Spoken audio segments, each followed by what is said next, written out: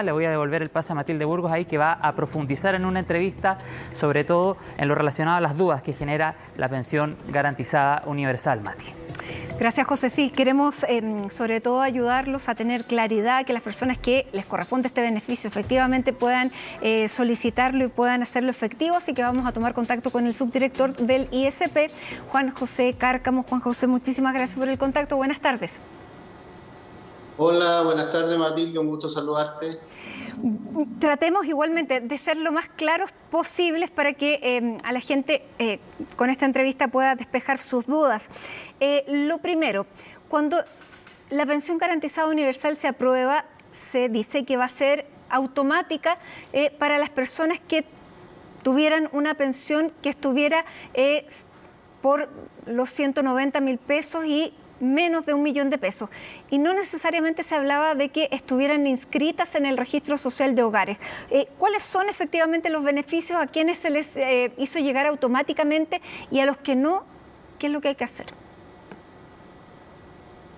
Gracias, Matilde, por la consulta.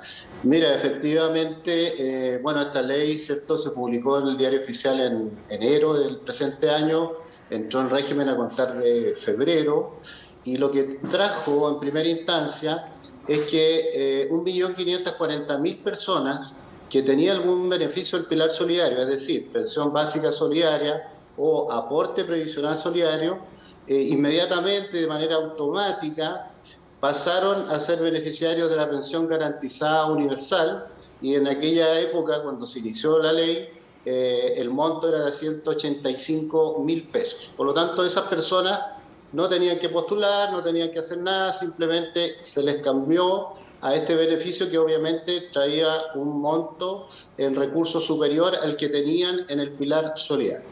Pero al mismo tiempo generó la posibilidad de que las personas que en ese minuto pertenecían al 60% de la población con más bajos recursos podían también a partir de febrero postular. Y establece una segunda etapa, que es a partir de agosto, donde se amplía este rango de 60% hasta el 90% de la población, y por lo tanto hace que más personas pudieran calificar para poder obtener este beneficio.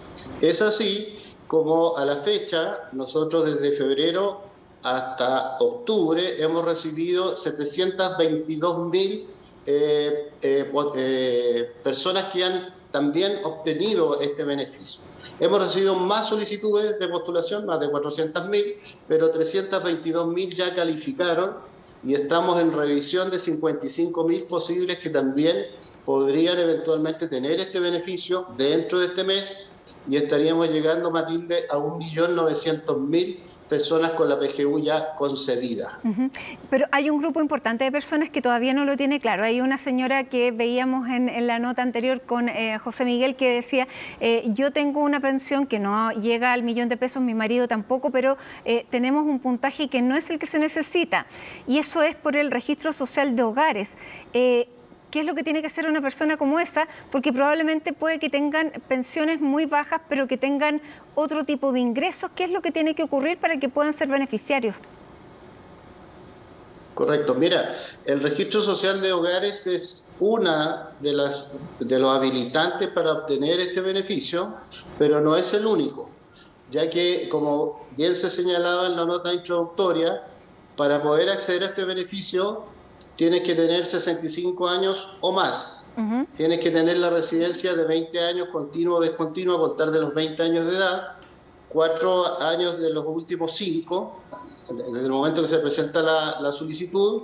Además, pertenecer al 90% de la población o no estar dentro del 10% con más altos ingresos de la población mayores de 65 años, y tampoco tener una pensión base superior a 1.048.200.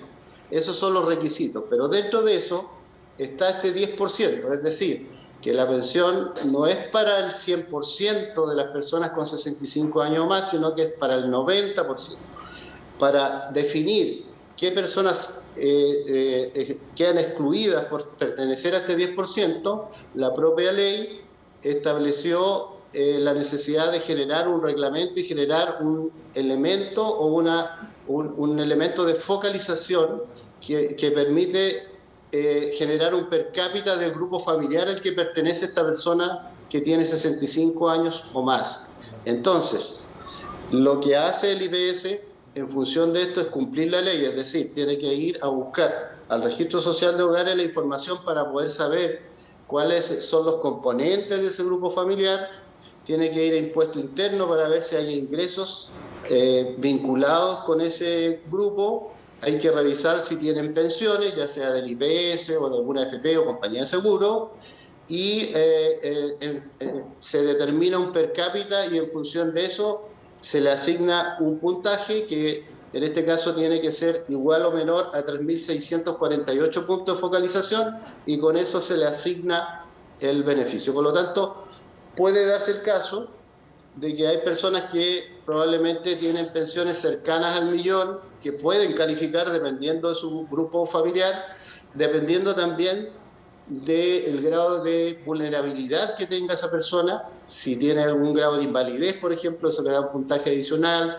Depende de la edad también, si la persona tiene 65 años tiene un puntaje, pero si tiene 70 o 75 ya es otro puntaje. Entonces hay un conjunto de variables, Matilde, que influyen en la definición de quiénes califican o no, o quienes están dentro de ese 10% con más ingresos en la población de 65 años y más.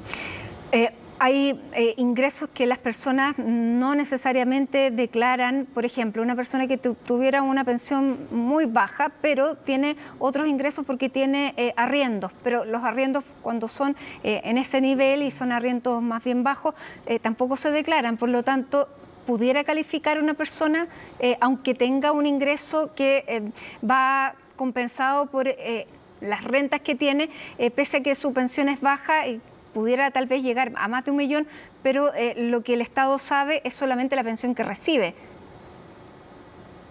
No necesariamente, porque igual vamos a impuesto interno, tenemos que generar la información completa, pero como te señalo, estos son caso a caso, claro. Hay que ver la situación, por eso lo importante es hacer un llamado a postular. No se quede sin postular, porque puede haber personas que tienen pensiones cercanas al millón y que se autoexcluyen, dicen, no, yo mejor no postulo porque va a quedar fuera. No, postule porque va a depender de cuál es la configuración de su grupo familiar y es probable que también tenga el beneficio. Entonces, en ese sentido, yo quiero aprovechar que estamos con ustedes en este momento para invitarlos a que postulen. Hay varias formas de hacerlo, pueden hacerlo a través de la página, que es la más fácil, www.chilatiende.cl, pero también lo pueden hacer directamente en cualquiera de nuestras oficinas del IPS Chilatiende, son 190 a nivel país, a través de las municipalidades también. Hay 345 municipalidades que pueden también usarla como puerta de entrada a la postulación. Las personas que estén en una AFP, tengan una pensión de una AFP o una pensión de una compañía de seguro también, esas entidades están recibiendo postulaciones, así que es bastante fácil, porque ahí la nota igual decía qué pasa si yo no entiendo el tema de la computación. Bueno, no es una limitante, hay otras maneras de postular. Nosotros también tenemos una sucursal virtual que puede pedir, digamos, una conexión con la persona, con el usuario, así que hay varias formas, pero no se quede sin postular. En función de eso, Matilde, nosotros estamos lanzando una campaña, estamos acudiendo a los barrios. El viernes estuvimos en Maipú, esta semana vamos a estar también en el centro de Santiago, en Huérfanos con Teatinos, atendiendo y recibiendo postulaciones. Vamos a estar de nuevo en la Plaza Maipú mañana, vamos a estar en Cerro Navia y también en Conchalí, porque nos interesa que ojalá todo el mundo pueda postular. Exactamente, porque ustedes calculan, claro, que hay entre 98.000 y 140.000 personas que tienen derecho, pero que no han hecho su postulación. Por lo tanto, esa es la búsqueda que ustedes también están haciendo activa por parte ya del ISP. Así que estar atentos también. Bueno, con esto nos quedó claro todos los mecanismos que hay para poder inscribirse, saber y finalmente si no tiene el acceso necesario a Internet puede ir a preguntar, acercarse a estos puntos para que le quede claro y no pierda, tal vez esté en este número y está ahí sin tener lo que el Estado está otorgando por ley. Muchísimas gracias por habernos aclarado estas dudas. Juan José Cárcamo es el subdirector del ISP. Muchísimas gracias y bueno, suerte con este trabajo de búsqueda para esta pensión garantizada universal. Que tenga muy buenas tardes. Buenas tardes, Matilde. Gracias.